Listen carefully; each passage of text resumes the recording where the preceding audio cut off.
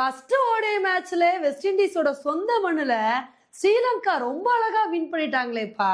ஆமாங்க, இப்படி வந்து சொல்ற மாதிரி தான் Sri Lanka vs west Indies first ODI match வந்து இருந்துச்சு. இந்த மேட்ச்ல ஸ்ரீலங்கா தான் வந்து ஃபர்ஸ்ட் பேட்டிங் பண்ணாங்க. சும்மா சொல்லக்கூடாதுங்க, ஒரு சூப்பரான பேட்டிங் பெர்ஃபார்மன்ஸ் வந்து கொடுத்தாங்க.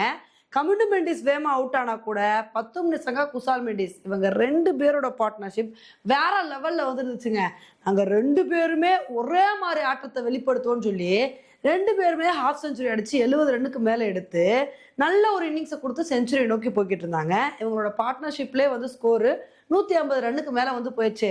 சரி, அப்படியே உங்களோட பார்ட்னர்ஷிப் வந்து கண்டினியூ ஆகும், 2 பேருமே வந்து செஞ்சுரி நோக்கி போய் ஒரு சூப்பரான இன்னிங்ஸை கொடுப்பாங்க அப்படின்னு தான் வந்து எதிர்பார்த்தோம். அப்போதாங்க வந்து குசால் மெண்டிஸ் மேத்யூ ஃபோர்டோட பால்ல வந்து அவுட் ஆனாரு. அதுக்கப்புறம் 10 சங்காவது வந்து செஞ்சுரி அடிப்பார் அப்படின்னு வந்து பார்த்தா அவரும் வந்து பார்த்தீங்கன்னா வந்து அவுட் ஆயிட்டாரு. சரி, அதுக்கப்புறம் ஸ்கோர் கம்மியாயிருமோ அப்படின்னு சொல்லிட்டு நம்ம எதிர்பார்த்தோம். ஆனால் ஸ்ரீலங்கன் பேட்ஸ்மேன்ஸ் இருந்துட்டு அதெல்லாம் அவ்வளோ ஈஸியாக நாங்கள் விடவே மாட்டோம்னு சொல்லிட்டு அசலங்கா வந்து ஒரு சூப்பரான இன்னிங்ஸ் வந்து கொடுத்தாரு. அது பத்தான்னு சொல்லிட்டு ஜனித் லியாங்கே நான் ஒரு வேற லெவல் ஆட்டத்தை வந்து வெளிப்படுத்துவேன், இது ஓடிஐ மேட்ச்னாலும் நான் T20 மோட்ல அதிரடி காட்டுவேன்னு சொல்லிட்டு மனுஷன் அவர் கடைசி வரைக்கும் அதிரடி நான் அதிரடின்னு சொல்லிட்டு பொட்டையை கிளப்பிட்டாருங்க. அவர் கடைசி வரைக்கும் நின்று அதிரடி காட்டினால தான் ஸ்ரீலங்கா இந்த மேட்ச்ல 50 ஓவர் முடிவுல 303 ரன் எடுத்து அசத்தினாங்க.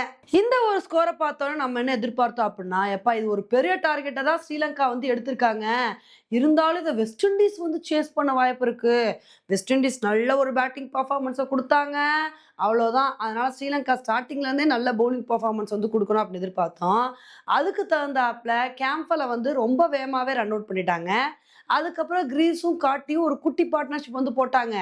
எங்க இந்த பார்ட்னர்ஷிப் கண்டினியூ ஆயிருமோ, கிரீஸ் வந்து ஹாஃப் செஞ்சுரி அடிச்சு அசத்திடுவாரோ அப்படின்னு நினைக்கும் போது தீக்ஷனா இதை வந்து உடைக்கிறதுக்கு நான் வரேன் அப்படின்னு சொல்லிட்டு கிரீஸோட விக்கெட் வந்து எடுத்தாரு. அதுக்கப்புறம் காட்டி ரூதர்ஃபோர்ட்னு சொல்லிட்டு மாற்றி மாற்றி வந்து விக்கெட் போச்சுங்க.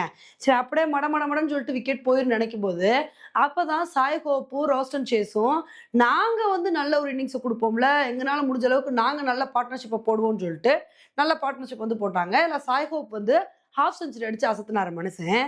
சரி, இந்த பார்ட்னர்ஷிப் கண்டினியூ ஆச்சு அப்படின்னா வெஸ்ட் இண்டீஸ்க்கு ஓரளவு சான்ஸ் இருக்கு அப்படின்னு எதிர்பார்த்தோம். அப்பதாங்க வந்து சாய் ஹோப் ஒரு கட்டத்தில் வந்து அவுட் ஆயிட்டாரு. அதுக்கப்புறம் ராஸ்டன் சேஸும் வந்து அவுட் ஆயிட்டாரு.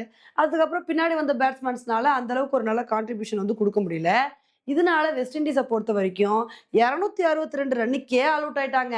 இதனால இந்த மேட்சை ஸ்ரீலங்கா ரொம்ப கம்ஃபர்டபுளா 41 ரன் வித்தியாசத்துல வின் பண்ணிட்டாங்க. இப்ப இந்த மேட்சை வந்து ஸ்ரீலங்கா வின் பண்ணது மூலமா இந்த ஓடிஐ சீரீஸை வெற்றியோட தொடங்கியிருக்காங்க. இப்ப அதே மாதிரி ஸ்ரீலங்கா அடுத்தடுத்த மேட்சை வின் பண்ணி இந்த சீரீஸை வின் பண்ணணும் அப்படின்றதான் நம்மளோட ஆசையா வந்திருக்கு.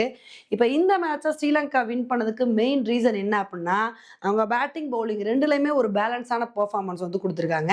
அதே சமயத்துல பேட்டிங்ல ஓரளவுக்கு எல்லா பேட்ஸ்மேன்ஸுமே கான்ட்ரிபியூஷன் வந்து கொடுத்துருக்காங்க. இதுலயும் 10 சங்கா குசால் மெண்டிஸ் இவங்க 2 பேரோட ஒரு சூப்பரான பெர்ஃபார்மன்ஸ்னால தான் ஸ்ரீலங்கானால அந்த அளவுக்கு ஒரு பெரிய டார்கெட்டை வந்து எடுக்க முடிஞ்சுச்சு. அதே மாதிரி 50 ரன் எடுத்தோம்ல, நாம தான் மேட்சை வின் பண்ணுவோம்னு சொல்லிட்டு அசால்ட்டா பவுலிங் போடாம ஸ்ரீலங்கா நல்ல ஒரு பவுலிங் பெர்ஃபார்மன்ஸ் வந்து கொடுத்துருக்காங்க. இதுலயும் வந்து சமீரா 1 இல்ல 2 இல்ல 4 விக்கெட் எடுத்திருக்காருங்க. அதுக்கப்புறம் தீக்ஷனா 2 விக்கெட்டு, அப்புறம் மற்ற பவுலர்ஸும் ஆல்மோஸ்ட் வந்து விக்கெட் எடுத்திருக்காங்க. இதனால தான் வந்து ஸ்ரீலங்கானால வெஸ்ட் இண்டீஸை 262 ரன்னுக்கே கண்ட்ரோல் பண்ண முடிஞ்சு இந்த மேட்சை கம்ஃபர்டபுளாக வின் பண்ண முடிஞ்சு. இப்போ ஸ்ரீலங்கா இந்த ஓடிஐ சீரீஸை சூப்பராக ஸ்டார்ட் பண்ணியிருக்காங்க. அடுத்தடுத்த மேட்ச்ல என்ன மாதிரி ஒரு பெர்ஃபார்மன்ஸ் கொடுக்குறாங்க அப்படின்றத பொறுத்து வந்து பார்க்கலாம். ஓகே ஃப்ரெண்ட்ஸ், இந்த ஒரு மேட்சை பற்றி நீங்கள் என்ன நினைக்கிறீங்க அப்படின்றத என்னோட கமெண்ட் செக்ஷனில் போடுங்க. இதே மாதிரி இன்னொரு வீடியோவில் உங்களை வந்து மீட் பண்ணுறேன். Bye friends.